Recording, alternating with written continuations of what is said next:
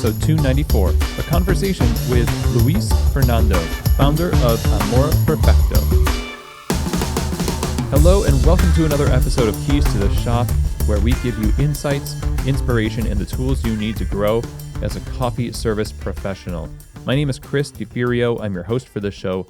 I really am so thankful for you tuning in today. And I want to encourage you, if you haven't subscribed to the show yet, just hit subscribe wherever you get your podcasts. And if the show has been helpful for you and your business, then leave us a 5-star rating or review over on Apple Podcasts. It's really a great way to help the show out in the rankings, help more people find the show. Now, Keys to the Shop, on top of doing this podcast, also offers consulting and coaching for you and your business. So if you're just getting started in the coffee industry and you need some guidance, some advice, or someone to walk alongside you in the process of establishing your business, or if you are already established as a business, but you want to take things to the next level, there's a lot of ways that Keys to the Shop can help you either remotely in structured phone call conversations or directly in your store with trainings and cafe assessments and the like. So if you want to reach out to me and coordinate a free discovery call, then you can just email me, chris@keystotheshop.com. That's CHRIS @keystotheshop.com for Keys to the Shop consulting. Thanks so much, and I look forward to talking with you. Now, today's episode is brought to you by Prima Coffee. Prima Coffee is one of the world's best specialty coffee equipment suppliers. They curate the best equipment from all over the world and match it with your needs. They work with you to make sure you're getting the right gear for your situation, and it takes the stress out of making sure that this big investment of commercial espresso equipment and coffee equipment is done the right way. And that's what I love about them. They're all about helping you be successful in specialty coffee, equipping you with the right equipment. And right now you can get 5% off your entire order by using the code KEYS5 at checkout. That's KEYS and the number 5 at checkout. That'll give you 5% off your whole order over at prima-coffee.com/keys. Go to their website, check out what they have to offer. Tons of resources, the best equipment, and amazing people too. Again, that website, prima-coffee.com/keys. Today's episode is also brought to you by the wonderful Pacific Barista series, which is the line of plant-based performance beverages preferred by the world's best baristas because it's created basically for them and for the most discerning plant-based customers that you have. Not a thing goes out. No product is released without being tested by some of the world's best baristas for performance.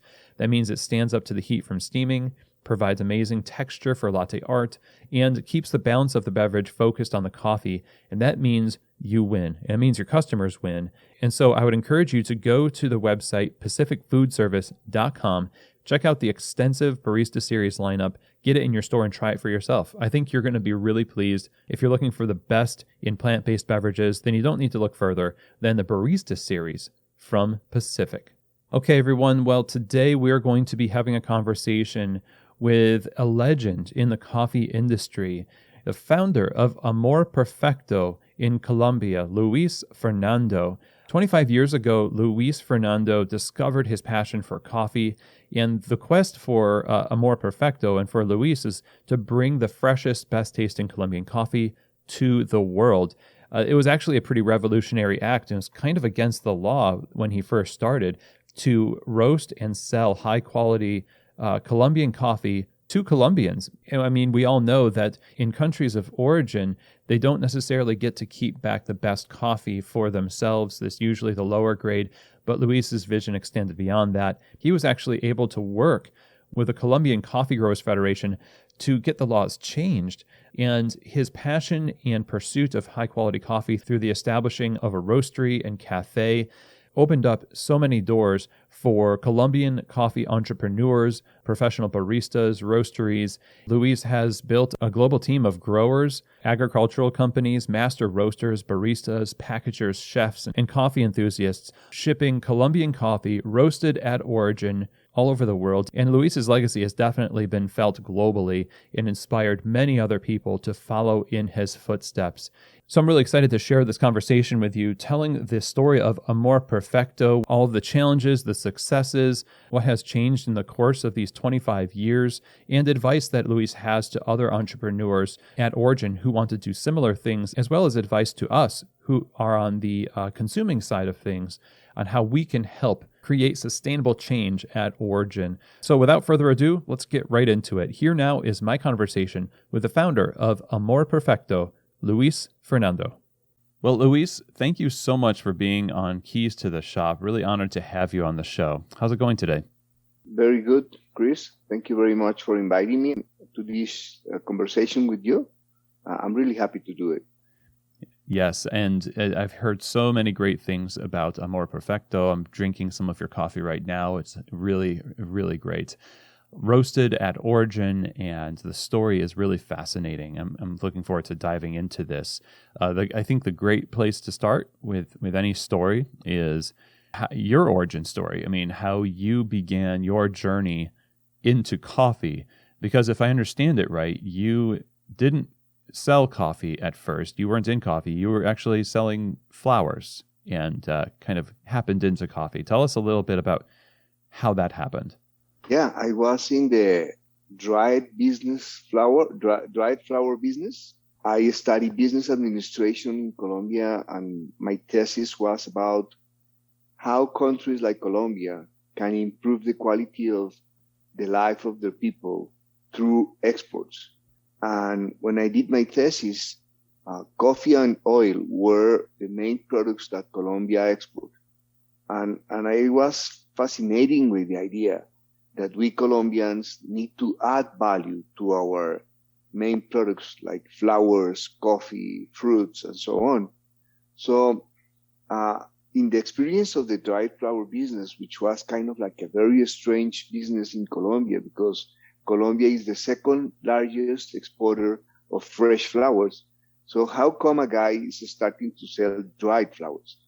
But in that business, we had a partner, Alejandro Rengifo, that now is a green specialty coffee exporter. His company is called Fairfield Trading. We were business partners in the dried flower business, and I was at his home and he offered me a coffee, and he took out a French press, and I was kind of like, oh my God, what kind of coffee is this? And he told me, no, I bring coffees from Africa, and so on. And on my way back to Colombia, I brought a couple of French presses, and we started to offer coffee to the customers between one and the next one. And people started to talk about the coffee shop of Amor Perfecto at that time. And people kept asking about the coffee shop. Somebody told me that here there is a nice coffee shop. No. We just serve coffee to the customers in the French press. And in 97, we decided, okay, if customers are asking for a coffee shop, let's create the best possible coffee shop. And if Colombia has a reputation of being the best producer of green beans, we must be able to roast and serve the best cup of coffee in the world. So that's how everything starts. It was 1997. It was 24 years ago. And then I realized that at that moment, there were not good coffees in Colombia. And the reason was very simple. The law didn't allow anybody to roast high quality coffees. And the story is that I bought a Diedrich 2.6 kilo in 1998, and the price of the Diedrich was $7,500. That to roast coffee in Colombia, I need to pay $150,000 to buy an insurance policy to commit with the government that I was not going to smuggling with coffee out of Colombia, because at that time the law Pasillas y Ripios asked the roasters to only roast the leftovers of the exportation, and they have to buy that coffee from the FNC at a subsidized price. And because of that subsidize, the roasters need to present that insurance policy. So I kind of, like I said, come on, it's just a 2.6 kilo roaster. I'm not going to take any kind of market share. It's just to sell some bags. But FNC at that time was very kind with me, and they said, look, do your business, don't make too much noise. We are going to use you as an example that Colombia is ready to have high quality coffee roasters. So go ahead. And the law changed in 2003. So that's a little bit my beginning in the coffee industry. I start to roast just with the instructions that Stephen Diedrich gave me by phone. There is a very nice story about it. When I start to look for the roaster, at that time I already have internet, and I went to the Netscape, which was the Google of the time, right? And look for Diedrich. And maybe you remember Martin Diedrich. And he answered to me and he said, look, I'm Martin. I'm not the one who make the roasters. I'm in the retail coffee shops. But my brother Stephen, who lives in Idaho, is going to send you a fax with the quotation of the roaster. So it means that in 1997, there were no internet in Idaho, where Mr. Stephen and Becky were building those beautiful Diedrich machines.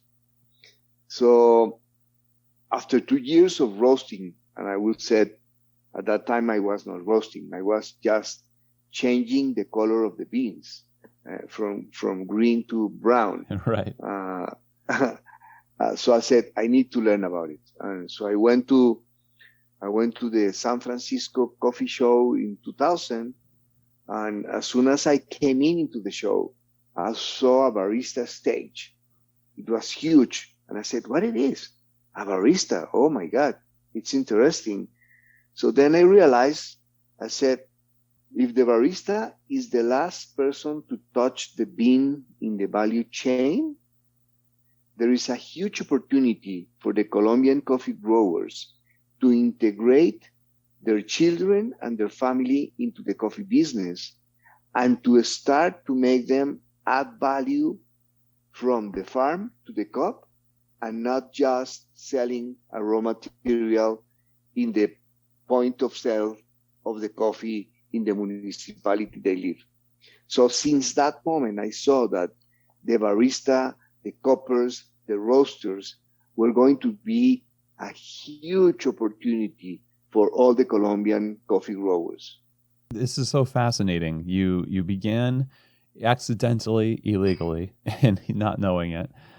And then they just saw what you were doing as a pioneering movement that they embraced. And it's amazing that they changed the law that, opened up so much for the country and so many possibilities. And as you say, adding value to the coffee at origin, it seems like just business as usual has kept people from pursuing this course of action, especially with the exorbitant amount of money that they were going to charge you to have this insurance policy that makes nobody want to roast coffee. So it's a really amazing story. When you saw the barista on stage and when you saw the potential for making this a heritage and something that added value at origin, what were your first steps to start to really, and you were learning to roast and you were leaning into this already, would you say that was the birth of Amor Perfecto as a coffee company and not just a project that you were experimenting with? Definitely.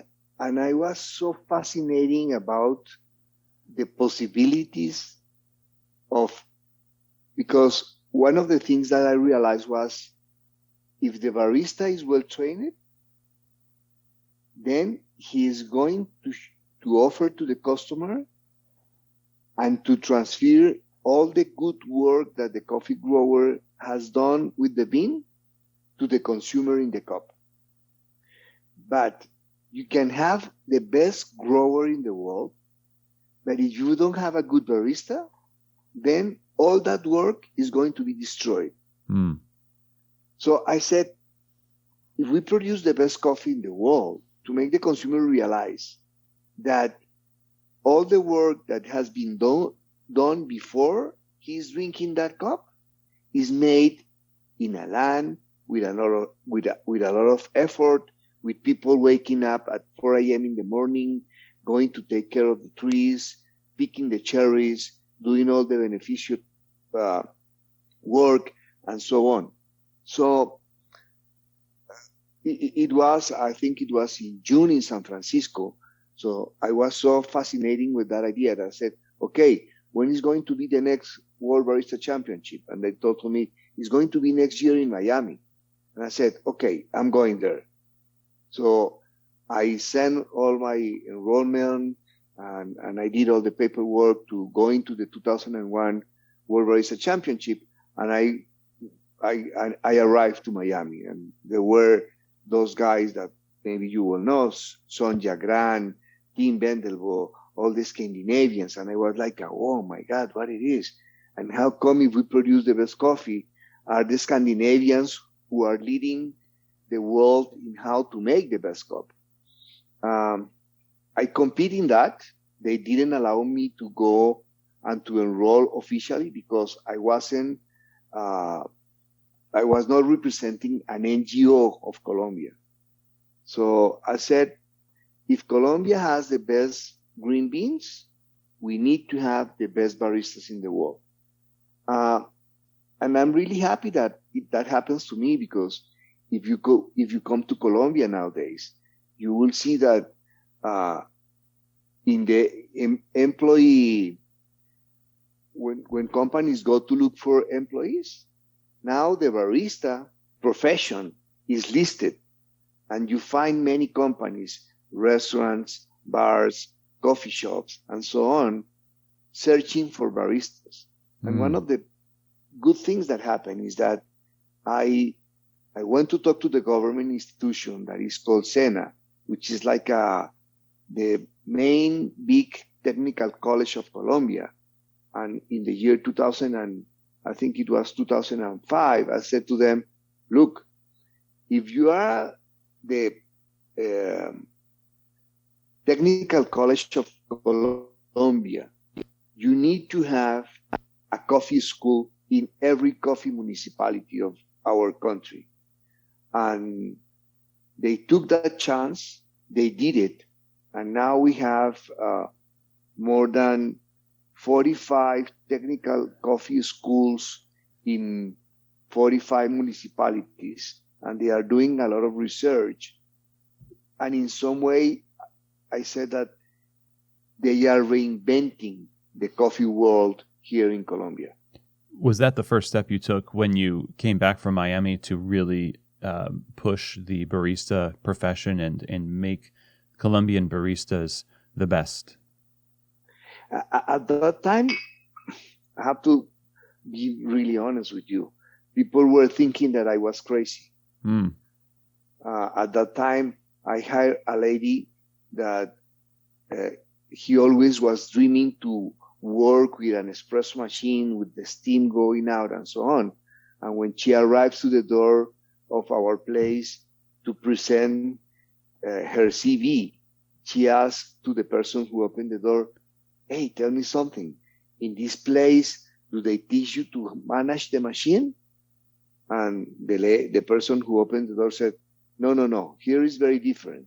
If you don't learn, you don't get the position. So, and at that time, then, because in 2001, so I did all it was kind of like a mock-up of the competition, and I established the relation with Sonja and everybody. But the next year, the competition was in Switzerland. But I didn't have the money to go to Switzerland at that time. I remember that at that time, the FNC had an airline that the name was ACES. And so I wrote a letter to the president of the airline company saying, look, there is something that is called the barista profession. The second World Barista Championship is going to be in Switzerland. Can you sponsor me the tickets to go to represent Colombia in Switzerland? And the guy said, what are you going to do in Switzerland? No, it's a barista competition. It's the person who makes the coffee in a professional way. It's the third time the competition is going to be. He said, come on, we don't have money for that. So I said, okay, I couldn't go to Switzerland, but then I went to Boston. And after Boston, I came back and I started to teach classes, to offer to our customers the training of their baristas and to push really hard that idea. Then I started to work with Cindy Chang to have the license of the National Barista Competition. And we get the license in 2006 in a partnership with the FNC, the National Federation of Coffee Growers of Colombia. And I have to be very clear with that. FNC always have support all my ideas, to the point that I remember that I was in Atlanta after the World Barista Championship representing Colombia, and I raised my hand and said, look, you have been talking about the coffee grower in all the presentations. The baristas talk about, I brought this coffee from this beautiful family and so on. But I think that this competition is not fair with the industry. And said to me, why?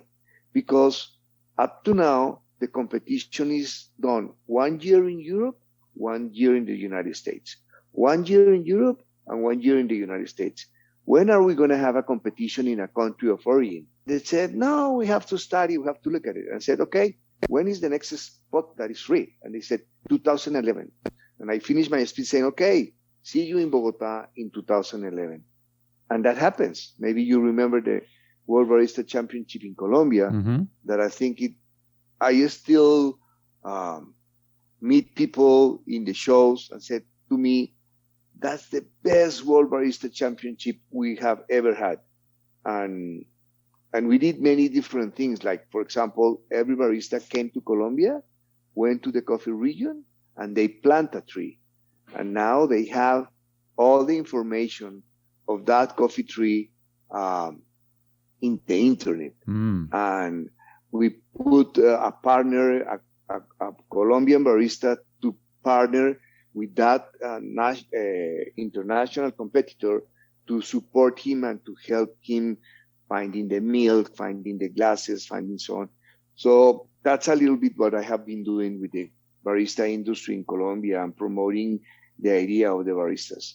So you, as a barista yourself, being the representative of Colombia at these competitions, and then back home in Colombia, you had a coffee shop that you were training people to work in, or was it at the roastery? Was it a coffee shop that you had continually open that came from the flower stand that turned into an Amor Perfecto retail, or was it coffee roastery that was training baristas? It's a very good question. I start as a coffee shop inside of a gift shop, and it was really successful. But then economics start to work in Colombia. In the gift shop, we used to sell a lot of import things. But Colombia opened the market, and the big stores start to import directly. So the gift business starts to goes down, and the coffee business start to goes up. But the coffee business start to goes up in different ways. The coffee shop was working really good, but I'm not a restaurant guy, so I don't know how to run a restaurant. But the part that I really liked the most was the roasting high quality coffees in a perfection way, and to train baristas and to go and sell wholesale. So at some point we have like 5 different business inside the gift shop. And in 2003, we said, okay, what are we going to do with these 5 businesses? Because we are not fully strong in one. We are kind of like a mediocre in all the 5. So what is the one that we like the most? I said, what I like the most is to roast the best Colombian coffees in the best possible way, and to go and sell it out in the market to the customers.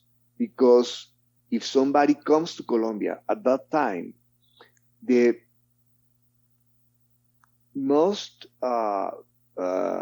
deception tourist report when they came to Colombia is that they were saying, you have the reputation of having the best coffees, but the coffee that you drink in any place in Colombia is really disgusting. Oof. So I said, we have to change that. And the way to change it is to go to the restaurants, tell what I am doing, offer the coffees, train their baristas, and go ahead. So we kind of finished all the other 4 businesses, and we kept working in the roasting and wholesale. The part of the coffee shop, what we did is we make a partnership with restaurant business people, and I gave that part of the business to them. But after 2 years, in 2005, they came to me and said, we don't have any idea about running a coffee shop. We came from the restaurant business. A couple arrived to our restaurants. They asked for 2 margaritas. The bill is $30, but this coffee shop business is really weird. Somebody came in, asked for a French press coffee. We serve him. The bill is $4, and he spent all the afternoon in our chairs. And he said, that's the coffee shop business. We are not selling alcohol. We are selling coffee. And they said, no, we don't like to go any more ahead with this. What do you want to do? And I said, I don't know. I'm fully focused into roast the best Colombian coffees. What do you want to do? And they said, okay, let's finish the business. And we closed that coffee shop at that time. And we didn't have any coffee shop from 2005 until 2011. When in 2011, we felt that we really need to have a place to show our customers what it means to be excellent, not into the coffee business, but into the making of a good cup of coffee. So at that time, we create our new coffee shop, which is in Chapinero in Bogota, where we have a coffee lab, a training center, and a beautiful place to sit down and have a good cup of coffee, where I met Ignacio, my business partner right now in Amor Perfecto International, and he introduced us to Hunter and the other part of the team to create this idea of going to the USA market to offer the coffees roasted at origin. Well, it's a beautiful coffee shop, and it's definitely, I mean, the history of what you've done for the barista profession in your country obviously is not just limited to your country, because I imagine the impact of breaking open the market for baristas and serving the best from your producing country in the country itself became a little bit more popular as people started to see you lead the charge at that time. Did you see that kind of thing happen where other people from different countries of origin of coffee started to say, well, we can do this as well? Definitely. And part of the idea to have the national barista competition in Colombia is that Cindy invited me and USID invited me to give chats and conferences in Salvador and Costa Rica and attend competitions and support Cindy to do the competitions there and to talk to the people about how the Colombian barista movement is working. And it happens something really, really, really interesting, which is when you have an institution like the FNC, and if they believe in your product, you have too many possibilities. And one of the things that happens here in Colombia is that since day first of the barista competitions, we have had more than 40, 50, 45 competitors from all over the country. Because one of the beauties of this profession is that any barista that competes is kind of like a seed in the region he moves to. And to me, it's kind of like a satisfaction in my life, looking kids that we train in Amor Perfecto, that now are flying all over the world, working as baristas and having a very nice life just because they learn how to work with the best Colombian product and with the highest reputation product of our country, which is the coffee beans. That's amazing. And obviously that gives a lot of people the idea that they can do it too. And it just causes a chain reaction where somebody gets inspired, more people get inspired. And now, we see in so many producing countries that a full circle of production where the best coffees from, you could be talking about cafes and baristas from Nicaragua or El Salvador or Guatemala. And you see these is like more of a staple where it's all the value is being put into the coffee in country today more than ever before. And so it's really fascinating to hear about how this was kind of one of the points of genesis for this. And part of what you do is sourcing the best coffees and serving them to Colombian people, and then you export the roasted coffees as well, which is also unique. I've got a couple of bags on my shelf right now. And talk a little bit about this part of your business as you've made waves in the barista world, in the barista profession, sourcing the best Colombian coffees. It had to have been a challenge to convince a lot of the farmers, or maybe it wasn't, I don't know, to sell to you directly instead of going the normal trusted channels. How did that happen, and how has that evolved over time?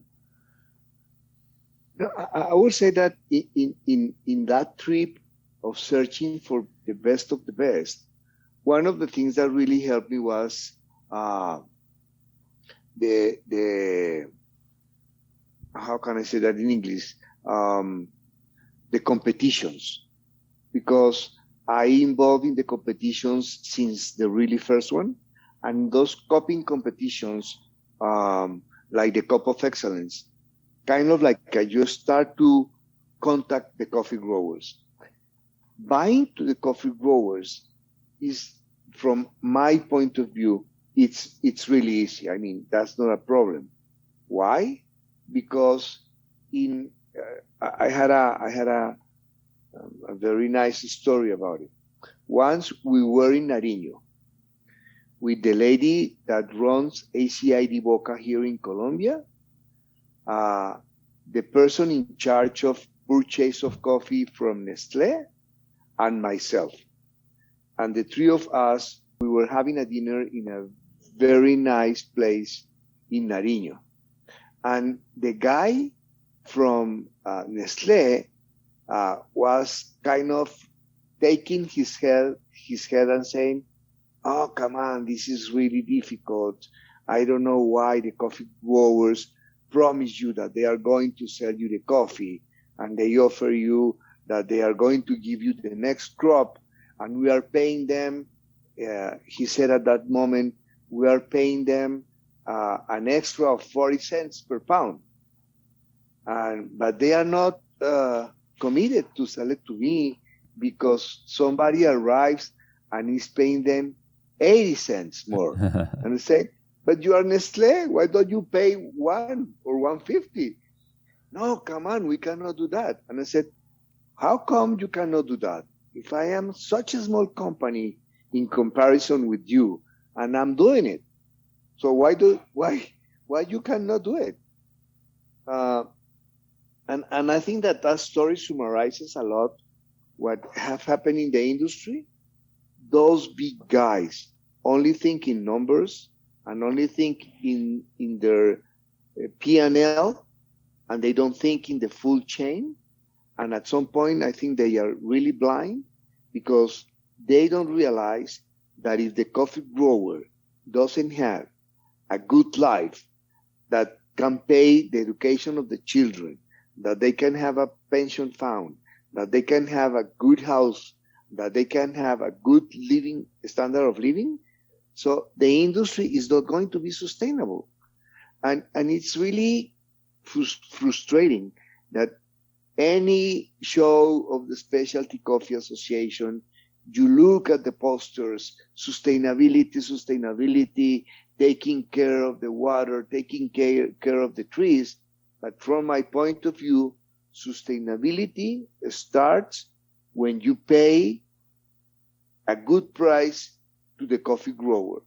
So that's why for us it's not difficult to find the coffee growers, because we have always been paying them an extra that nowadays, with the price that we have today, doesn't look fantastic.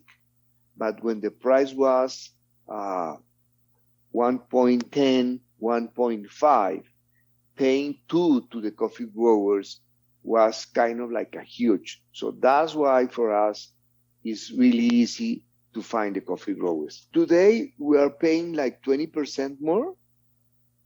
So it is still really good. But when the coffee was at 120, it looks like it was 100% more, which is huge. Mm-hmm. But anyway, with 20% more, that's something else for the coffee growers. And they are fully committed to sell to us, because that 20% makes a huge difference. We were reading the statistics of the FNC like a week ago. They did a research about the housing of the coffee growers. 75% of the houses of the coffee growers needs to be improved. So if you can have 20% plus in your crop when the base is good enough, it means that maybe that 20% is going to be invested into the housing and into the improving of the house. But I have something to add to it, which is that we go to the coffee farm. We have a partnership with a company that is Innovakit. Hugo Lopez, a guy that I met 6 years ago in a coffee conference, he did a research in Cenicafe on what are the aspects that the coffee grower needs to take care to improve the quality of the beans. And he found that out of the coffee land, the climate, the microclimates, and so on, that is only 40%, including the variety of the coffee.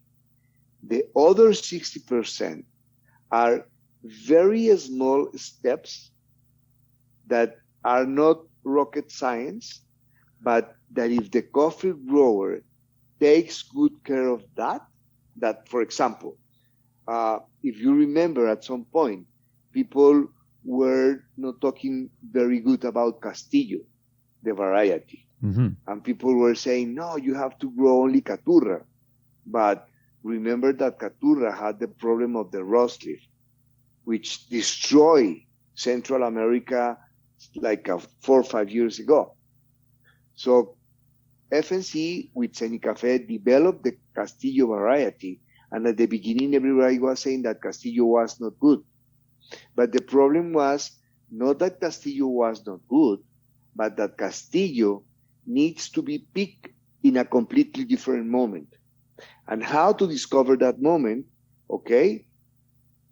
Hugo Lopez from Cenicafe, that now has the company Innovakit, that is our partner, developed the refractometer technology to go to the field, squeeze the bean, put it in the refractometer, and look at the amount of bricks of the bean. Mm-hmm. Yes. And they developed all that idea that you have to paint the nails of the picker with the color of the perfect bean to be ripe, so you can improve the quality.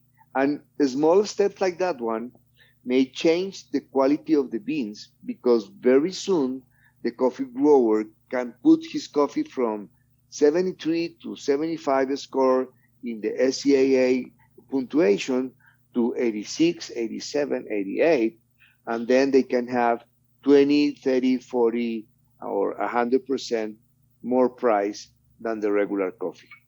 improving your quality by that many points, or even a few points, it changes your standing in the world market. So it's not just that people are having better coffee that can be sold to you, but to people all over the world. So it raises the quality for everybody who's purchasing coffee from those farms, so they have access to a greater number of buyers from all different kinds of countries.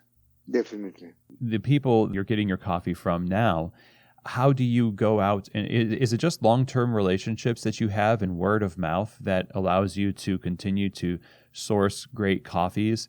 And I know you said you started with the competitions and seeing the folks in the higher ends of those competitions.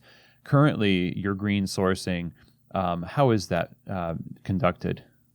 As Ignacio said, in some way, we have a philosophy. If you look at the past of the coffee industry, the roasters present to the consumers as the main creators of value, and sometimes like we are the ones who create this aroma, and we are the ones who create all this taste. Our approach is completely different.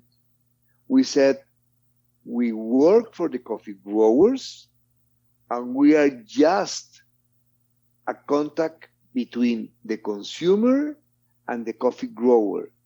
But the one who creates all the flavor, all the taste, is the coffee grower. Our task as a roasters is to discover the perfect point to roast that coffee, to release all the flavor, and to bring that product to the market, to give it to a barista that can represent all the work of the coffee grower for the consumer to drink it. So when you have that kind of approach, your relations are long-term relations. And we have been working with Astrid since like 8-9 years. We have been working with Elias as well. I mean, this is a very nice story. Nowadays, we are working with Elias Roa and with his daughter that married one of our baristas, who is Diego Campo, 3 times national barista champion of Colombia. And now the daughter of Elias Roa, a coffee grower from Huila, has his own farm with Diego, and we are selling Diego and Derlin coffee into our webpage. Wow. So it's kind of like the relations are passing from generation to generation, because we have started working with Don Elias. We are still working with him, but nowadays we are working with Elias Roa daughter and her husband. And her husband is a guy that arrives to Amor Perfecto 13 years ago, just finishing his high school. He didn't know how to do in his life, and he became barista, copper, national barista champion. And the two of them went to live in Melbourne for 2 years, working as baristas to make their living. And at some point, they have to take the decision. Are we going to be Australians at some point and keep living here in Australia? Or do we go back to our land, create our own farm, and start to develop our own coffees? And if you go into our webpage, now we have what we call the Campos Roa family coffee, which is the one that I'm having now, and it's a delicious coffee. But imagine how are we changing the industry in a way that the barista goes back to the farm and create his own coffee and make his own processes and ferment in a completely different way. So now we are talking that we are looking more like the wine industry and not like it is in the past. I have a saying that I have never seen a container of grapes, leaving champagne to make the sparkling wine in New York. It's a great point, because the value is in the origin, and the reputation for coffee roasted at origin.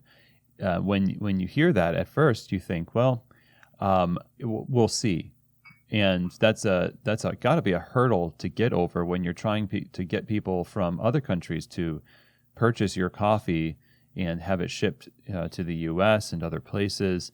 But it seems like this has been something that has changed significantly since the quality speaks for itself over time. And especially because you have, like you say, these younger generations are coming in and infusing it with new energy, and they see a lot of potential in that. It's solving one of the main problems that conferences bring up about coffee farming is the succession issue of, how are these farms going to get passed down? And it seems like you've cracked the code a little bit on creating a model that is attractive for young families. And so that's really amazing. And I wonder how you would summarize the qualities of a model that would attract young people. If you had to say to someone in another producing country, if they wanted to create a model that would ensure that young people come back to the farms and invest in their home countries, what would you tell them are the main building blocks of something that attracts that kind of that legacy? To me, the first one is to believe that yes, you can make it. One of the things that happened at the beginning in my trip in coffee is that at the beginning, when I asked, I want this company to export roasted coffee through all over the world, and people start to say to me, are you crazy? That is not possible. The coffee will arrive all, and so on. And I said, come on. But and at some point, it took me like 17 years, because we just start to export out of Colombia like 7 years ago.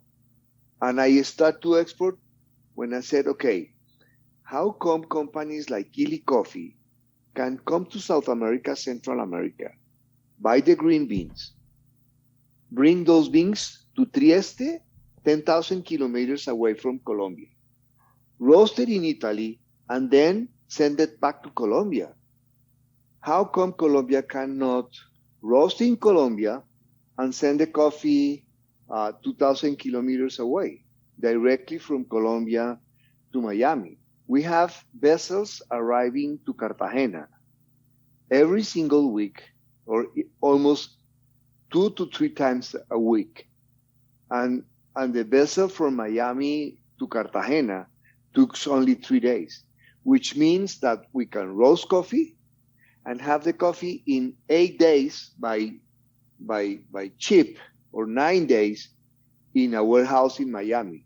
But that coffee is already roasted and with all the flavors of the bean encapsulated, because what Hunter did is he started to research about what happened with the green beans when they arrived to the States.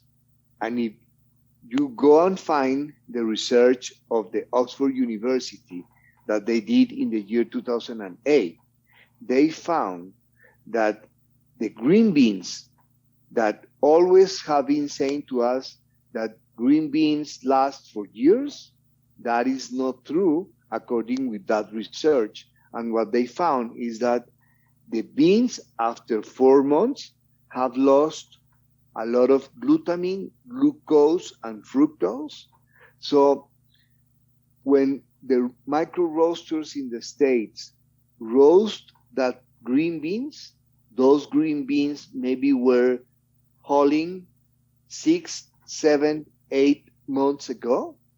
And the only way to preserve all the qualities of the green beans, it's when you have the coffee in parchment. And because to export, you need to take out the parchment, when the coffees arrive to the micro roasters in the States, those beans are dead. And that's why they have to roast it dark to make it taste in something. What we do here is that we have the coffees in parchment, we do the hulling, the milling, and no later than 2 weeks after, we roast those coffees. What it means, we have all the flavor, all the sugars, all the glutamine, glucose, and fructose inside of the bean, and we roast it, we package, we do nitrogen flush, and we deliver directly to the consumer. Mm. And the other thing that is, I think, is really important to the industry and to the consumers to know is that Colombia, from my point of view, did a huge mistake talking about Colombian coffee, because everybody thinks that Colombia has only one coffee quality. But if you take the geography of Colombia and you see that you have coffee from latitude 0 in Nariño to latitude 11 in Sierra Nevada de Santa Marta, and if you see that we have 3 Andes mountain ranges completely different, one going to the Atlantic, the other ones going to the Pacific. So we have more than 44 completely different coffee countries. While, for example, Central America, from Panama in Boquete to Mexico in Chiapas, there is only 7 degrees of latitude in differences. So Colombia, because then people start to say, how come are you going to have a good coffee from Colombia if you have only one origin?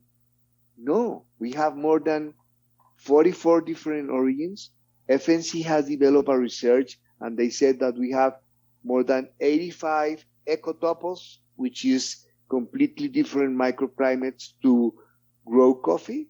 So we can do whatever we want. And nowadays that happens, something that to me is going to really transform the coffee industry in Colombia, is that the FNC is now allowing the coffee growers to do naturals, honeys, different fermentations, and so on. And we can export those coffees. Because if you remember, 5 years ago, it was impossible to find a natural Colombian.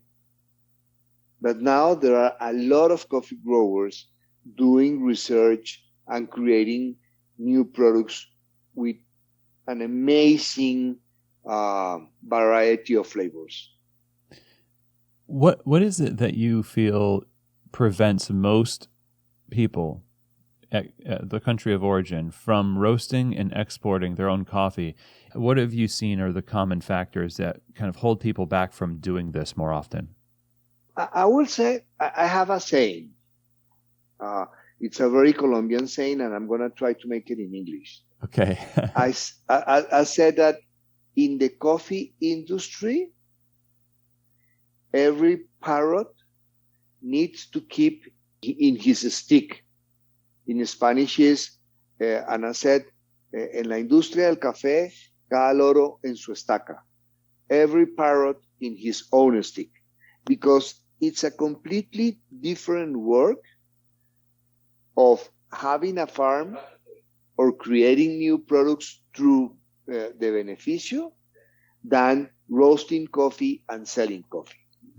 But the point is that if we add value in our country, if we create employment, for example, our company employs 55 people. So, and now, when I start, I was the only one. Nowadays, there are more than 1,000 new coffee brands in Colombia. When I started the business, there were only 4 coffee brands. If you go to a supermarket today, there is a space in the shelves with more than 35 different brands and different possibilities. So it's more a kind of like we need to associate with the coffee growers we need to create, for example, there is a cooperative in Huila that is roasting and is exporting coffee roasted in Huila. What I think is going to happen is exactly how the wine industry works, in which there are houses that makes the wine with their own grapes, but they also buy grapes from other agricultures around them, and they create the value between all of them, and they share the value and they create employment. And from my point of view, what happened with the coffee is that we create trust in ourselves, in our country, because in the past, people didn't trust, and the only thing they do is to sell the coffee to the big buyers. And big buyers were not interested and are not interested in to transfer the value to the origin. Mm-hmm. Well, that leads us to an interesting question. I think as we're wrapping up here, which is, what can we do as we're listening to this? I would say most of the people in the audience right now are roasters or owners of a coffee shop, and they're in a non-producing country. There's a lot of people in producing countries, of course, in the audience. But traditionally consuming countries that get their coffees from, people who import the coffee and then roast it in their local area, that is an ethic. That's a moral that they have. They want to buy local. But it sounds like increasingly purchasing coffee, even roasted coffee now from origin, is something that has an incredible impact on the true sustainability of coffee. What would you tell us would be the number one thing for us to do to really give our attention to these things and support these kinds of models that help the value stay within the country of origin? Chris, I will say that the first thing that we can do about it is exactly what we are doing today. Talking about this new thing and spread the word that yes, countries of origin can create a completely different product that you have the possibility to taste. And I would say, give you the chance yourself to taste and see the difference. And have the possibility to balance and to compare what it means.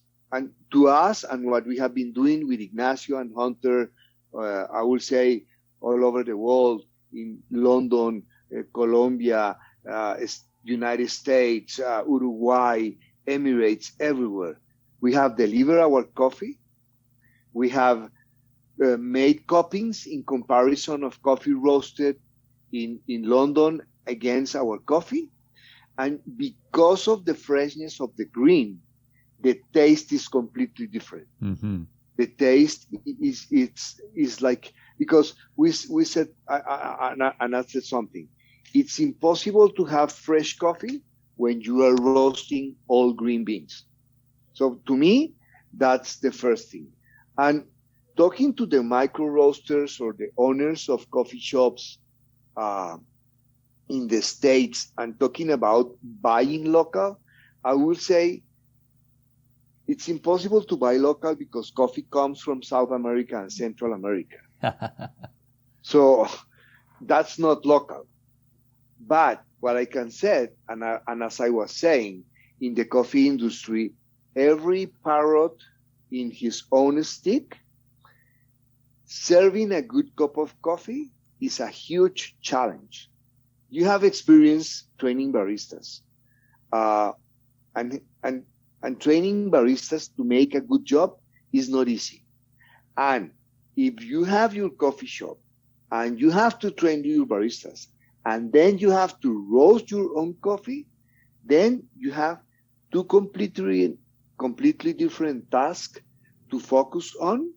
And I will say it's time to create relations with roasters at origin and to focus only into make the best cup of coffee in a relation in which the coffee shop in the consuming countries are making money and the roasters and the growers in the country of origin are making money.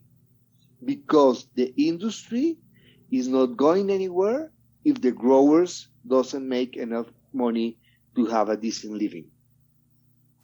That is some deep truth right there. And I really appreciate you giving us these insights and telling the story of Amor Perfecto and such a incredible impact that you've had on the industry. Your legacy is obviously one that spans countries, the globe. And so I'm really honored again to get to talk to you today, Luis. Thank you so much for being on the show.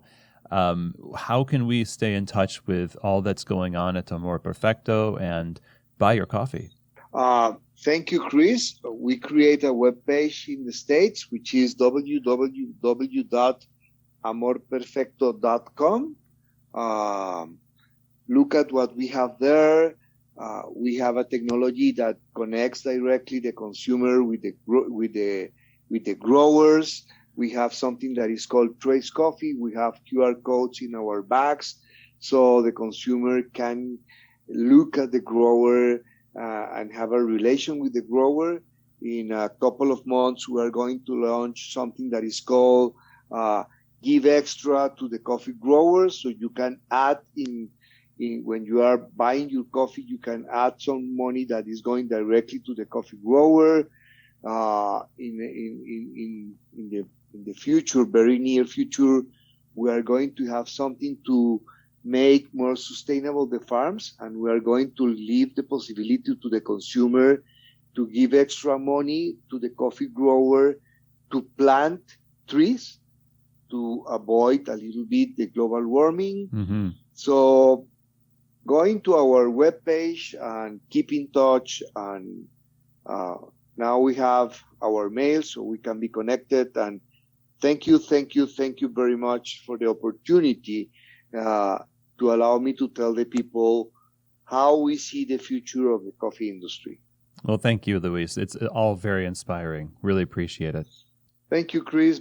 Well, I hope that you enjoyed that episode. A huge thank you to Luis Fernando for joining us today and sharing this story. It's very encouraging to hear what somebody who has a vision, who sticks to it, who grows year after year, pursuing with passion something revolutionary. Over the years, look at what he's been able to accomplish, and those who have been impacted by his actions, what they've been able to accomplish over the years. It really is inspiring, and it shows you that great things come from constance, persistence, and having solid, high standards that you're trying to achieve. So again, thank you, Luis, for joining us on the show. If you want to learn more information about Amor Perfecto, you just need to go to their website. That's amorperfecto.com. Order coffee, learn more about the story, all that good stuff, amorperfecto.com. Now, if you have any questions, comments, or feedback from me about this episode or any other episode at Keys to the Shop, please do reach out. My email is chris@keys-to-the-shop.com. Again, that's where you can also reach me if you're interested in setting up a discovery call with Keys to the Shop Consulting, chris@keys-to-the-shop.com. Now, this year I have been traveling a lot, not only for consultings and trainings, but also for Coffee Fest trade shows, which for over 25 years have definitely been the number one place to go for learning how to build a thriving retail coffee business. Coffeefest.com, if you go there, you'll see the shows that have already happened. We've been to San Antonio, we've been to Atlanta. Coming up soon is Anaheim, California, and then Portland, Oregon. Coffeefest.com, look up the information and see the amazing array of lectures, workshops, trainings, the trade show floor, and the community that you get to participate in at Coffee Fest is also an incredible draw because, you get a lot out of talking with people that are equally as passionate about building great coffee businesses and coffee itself. So I'll be at all of the shows doing some lectures and judging latte art. I would love to see you there. Again, for more information and to register today, go to coffeefest.com. And with that, that is the end of our episode today. Thank you so much for taking the time to join me. I so appreciate all of you tuning in, sharing these episodes. Don't forget to subscribe to the show. And as always, I hope that this episode has truly given you keys to the shop.